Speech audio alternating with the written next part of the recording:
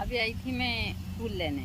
सुबह का समय है और सुबह के समय में फूल यहाँ से ही लेती हूँ, लेकिन यहाँ फूल बहुत ही सुंदर, आप देख सकते हैं इस पेड़ के ऊपर कितने सारे फूल हैं जो सफ़ेद कलर के हैं। और सफ़ेद फूल बाबा भोलेनाथ को बहुत ही प्रिय है, जैसा मैं हमेशा बोलती हूँ।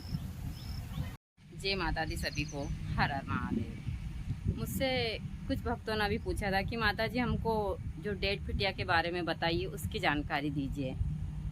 देखिए, मैं हमेशा आप लोगों को तंत्र मंत्र और इन चीज़ों की जानकारी देती हूँ, लेकिन इसी के साथ साथ मैं जो सही बातें हैं और जिससे आप लोग को कभी नुकसान ना हो, वही चीज़ें बताती हूँ।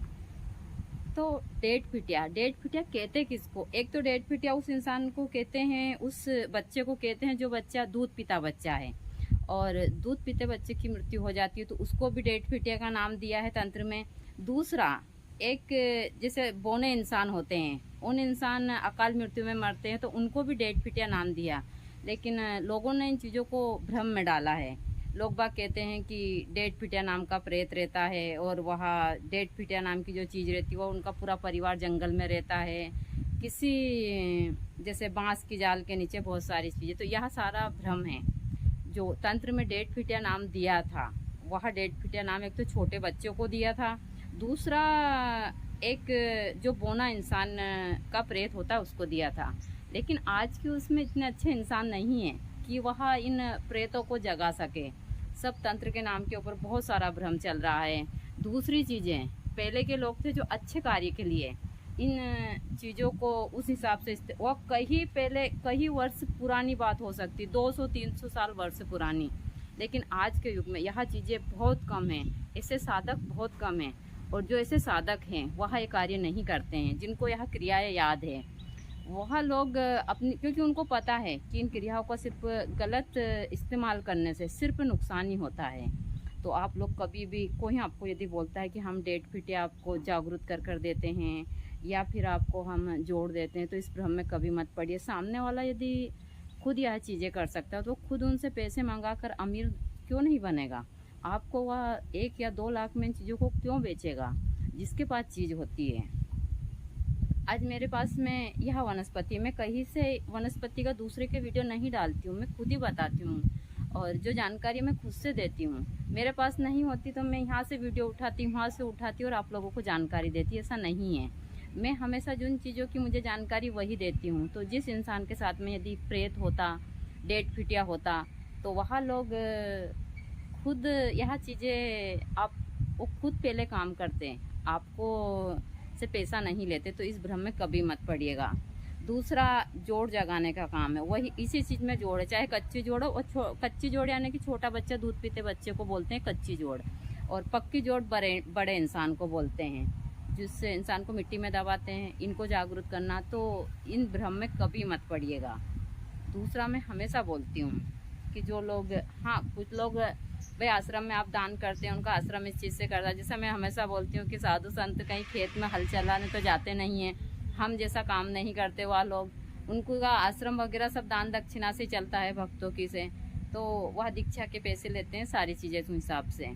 तो यह चीज़ें, और गुरु दीक्षा में कुछ दान करना चाहिए, वह उस हिसाब जिस हिसाब से सक्षम हो वह उस हिसाब से दान करते हैं। लेकिन जो क्रियाएं जैसे हवन पूजन की लगती, वह तो सभी को देनी चाहिए, तभी आपको फल की प्राप्ति होती है। चाहे आप हवन पूजन के लिए कितना भी दे, लेकिन जो आप हवन पूजन करवाते हैं वहाँ, क्योंकि सारी सामग्रियाँ मोल आती है, कोई घर में तो यहाँ बनती नहीं है, घी आता है, सारी चीज़ें। तो मैं यह चीज़ें हमेशा बोलती हूँ।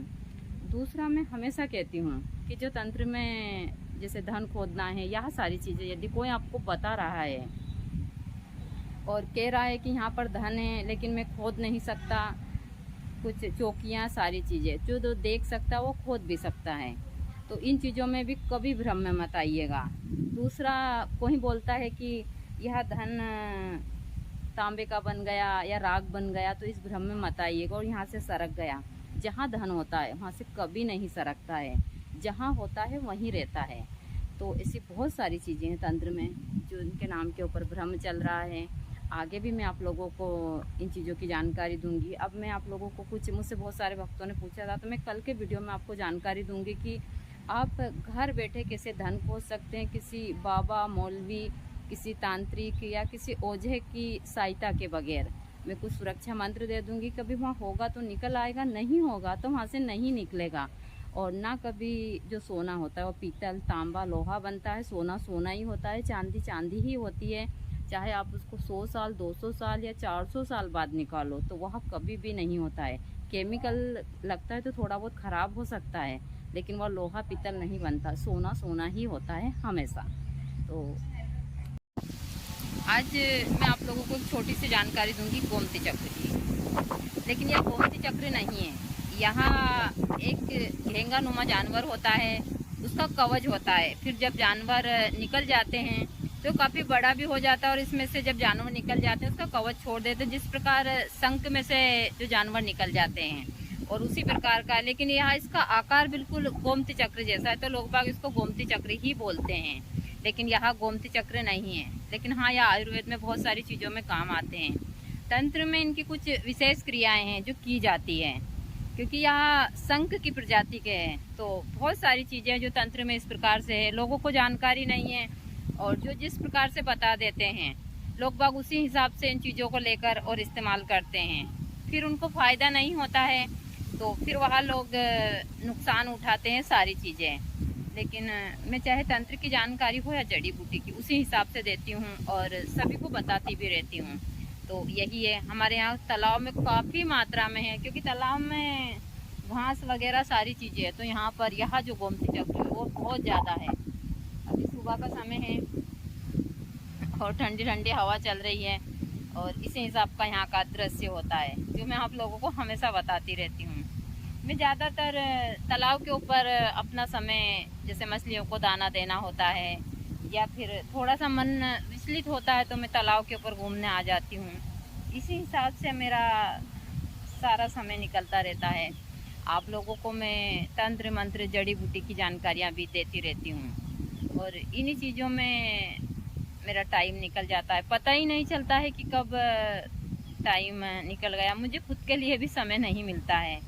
मैं ज़्यादातर अपने आप को बिजी रखती हूँ गुरु जी के जाने के बाद से, और यही मेरी सारी चीज़ें चलती रहती है। तो बने रहिए मेरे ब्लॉग में, और भी मैं आप लोगों को कुछ विशेष जानकारी आज दूँगी। बहुत ही अच्छा है, और यहाँ का दृश्य बहुत ही अच्छा होता है। अभी सुबह में झूल रही हूँ झूले के ऊपर, ऐसे तो मैं डेली झूलती हूँ झूले के ऊपर, लेकिन फिर भी आप लोगों को भी बताती रहती हूँ यहाँ सारी चीज़ें, सब कुछ गति और इन सब चीज़ों के बारे में हमेशा बताती हूँ, क्योंकि मैं